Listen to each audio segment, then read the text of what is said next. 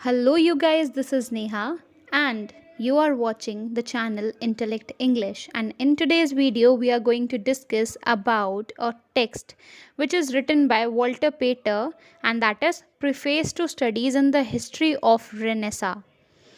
This is a kind of text in which some kind of renaissance movement is given and some kind of aesthetic movement is also given.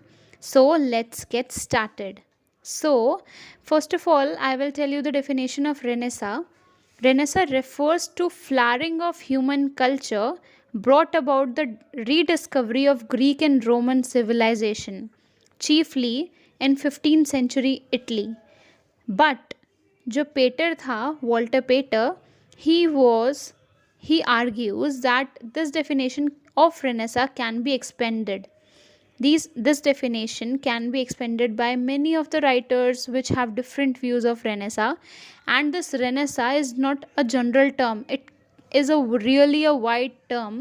तो इसीलिए ये बहुत ज़्यादा expand हो सकती है.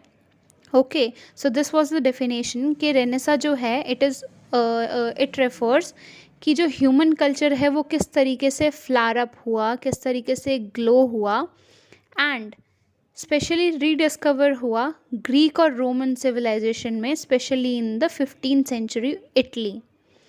Okay, so talking about this text studies in the history of Renaissance, इसमें क्या होता है कि इसका पहले वाला जो नाम था वो था studies in the history of Renaissance. W.H. Pater की ये बुक है, इसका नाम था studies in the history of Renaissance, and it got renamed as the Renaissance studies in art and poetry, and it is a golden book of British aesthetic movement.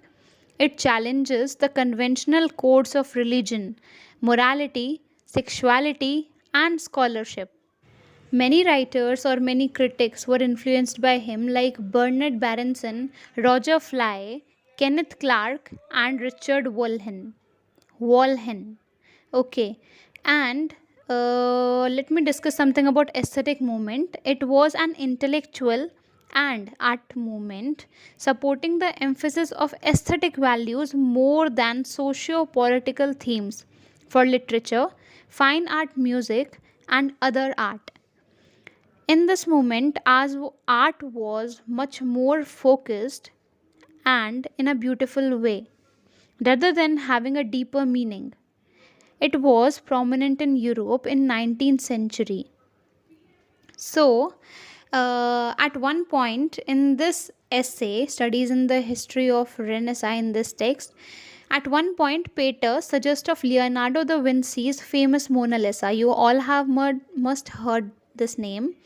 And at one point, Pater suggests of this famous painting of Leonardo da Vinci of Mona Lisa, and he says that she is older than the rocks among which she sits, like the vampire. She has been dead many a times.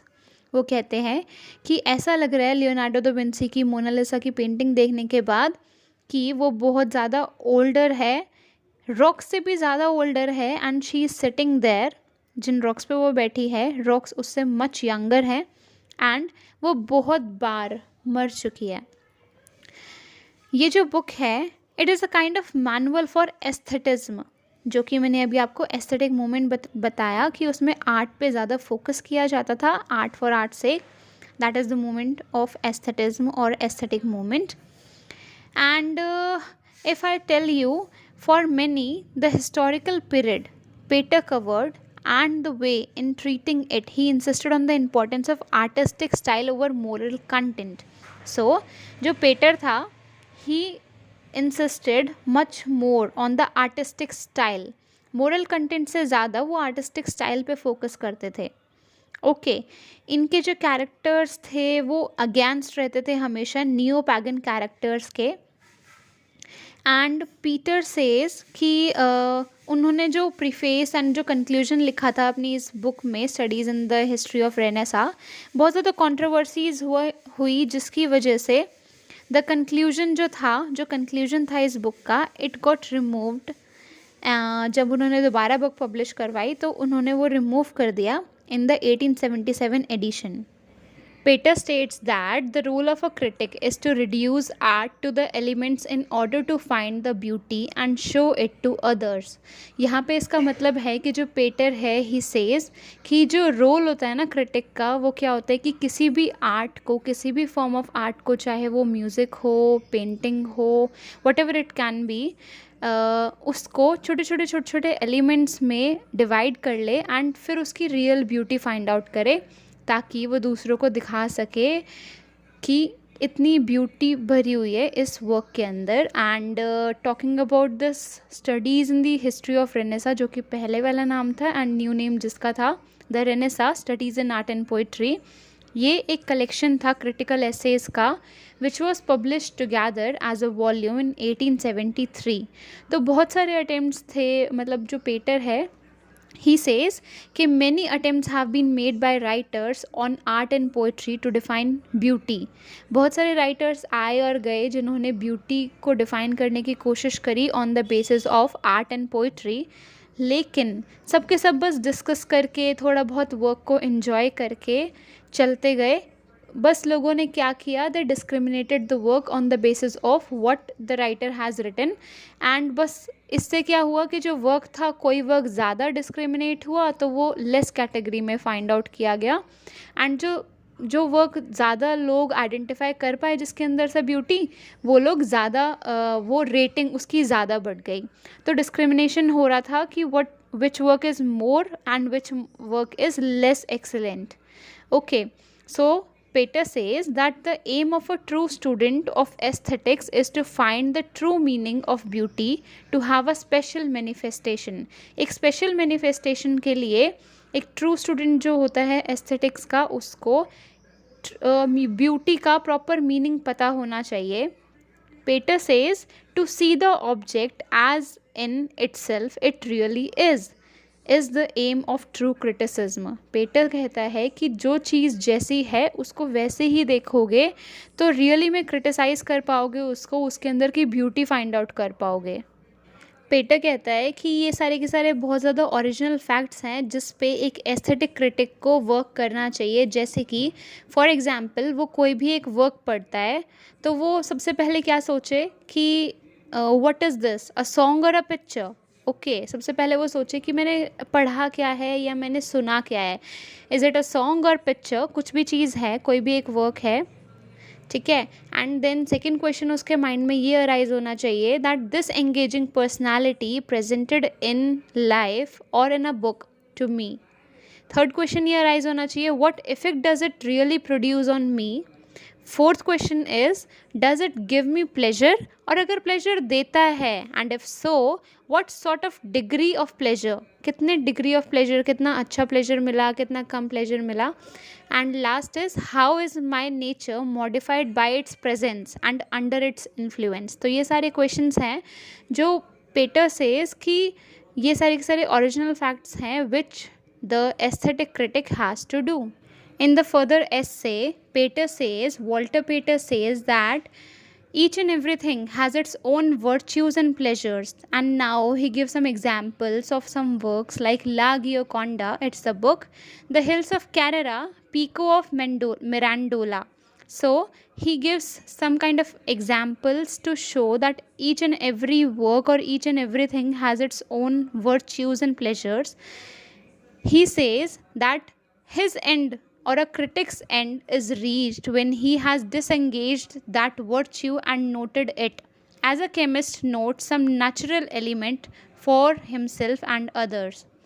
So यहाँ पे जो Walter पेटर है he says कि एक critic का work तब ख़त्म हो जाता है, एक क्रिटिक का काम तब ख़त्म हो जाता है जब वो एक वर्क में से सारी ब्यूटिफिकेशंस निकाल लेता है. तो वहाँ पे उसका एंड रीच हो चुका है, अब आगे क्रिटिक को कुछ नहीं करना.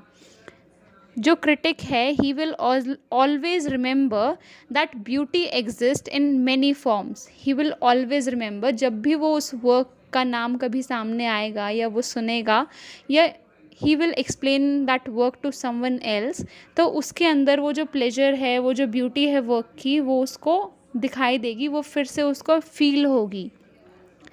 According to Pater all periods, all type and all school of taste are in themselves equal.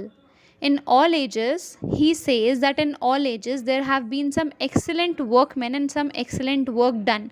ऐसी कोई भी एज नहीं हुई जिसमें कोई excellent workman नहीं निकल के आया हो या फिर कोई excellent work नहीं हुआ हो. फिर से जो पेटर है वो एग्ज़ाम्पल देता है कि जो राइटिंग्स है वर्ड्सवर्थ की, जैसे कि उसने 2 वर्क्स के एग्जाम्पल दिए हैं. First work is stanzas on resolution and independence and the second is ode on the recollections of childhood.